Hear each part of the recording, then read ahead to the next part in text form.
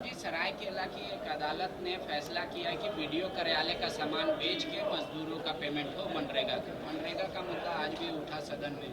सत्ता पक्ष एक दूसरे को जिम्मेदार ठहरा रहा है, सत्ता पक्ष विपक्ष। जयराम महतो क्या देख रहे हैं मनरेगा का काम, लेबर पेमेंट कैसे देखें? देखिए, मनरेगा का विषय को हमने भी सदन में उठाया था। हमें भी लगता है कि मनरेगा एक बहुत बड़ी आबादी वहाँ निर्भर करती है, तो उस हिसाब से मनरेगा कहीं ना कहीं उचित रूप से संचालित नहीं हो पा रही है। देखिए, इसका पीछे मुख्य कारण ये है, आप और हम आज से वर्षों पूर्व जब सुनते थे, एक विधायक से IAS IPS जो जिला स्तरीय होते हुए हैंडल होते थे, DC हो SP हो, एक विधायक का गरिमा को मानते थे, गरिमा का सम्मान रखते थे।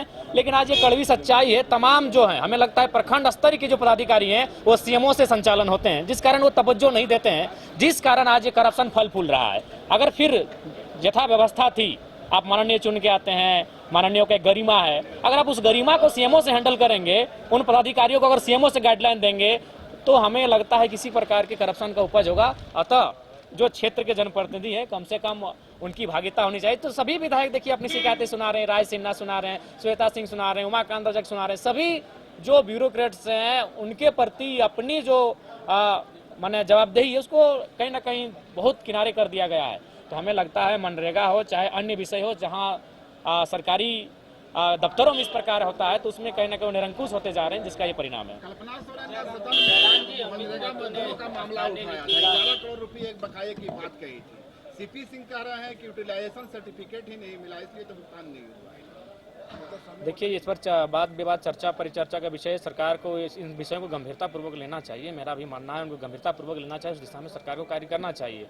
यहाँ गोल मोल जवाब से नहीं कार्य होगा, उन्हें गंभीरतापूर्वक तत्परता दिखाने आवश्यक है।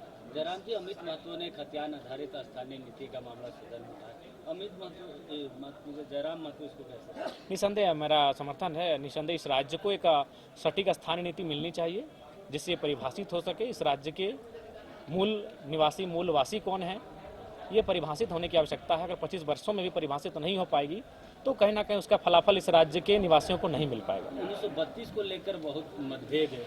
देखिए, मेरा मानना है कि देखिए 1932/1964 और एक कॉलम, अब एक श्वेत पत्र जारी कर सकते हैं। श्वेत पत्र का तात्पर्य उन लोगों से होगा जो लोग ये कहते हैं कि हम कई वर्षों से इस भूभाग में बस गए हैं और इस भूभाग के अलावे हमारा किसी भूभाग से कोई संबंध नहीं है, लेकिन यह भूभाग हमारा मूल नहीं है।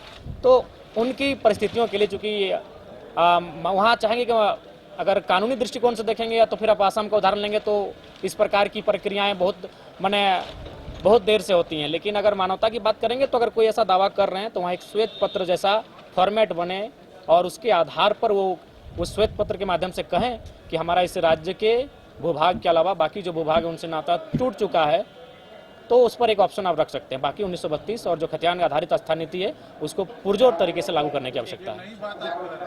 हाँ, नई बात इसलिए कह रहे हैं, नहीं हमने कहा था, नई बात हमने भी कहा था, उस समय भी हमने श्वेत पत्र का जिक्र हमें लगता है 4-5 इंटरव्यू में हमने कहा था।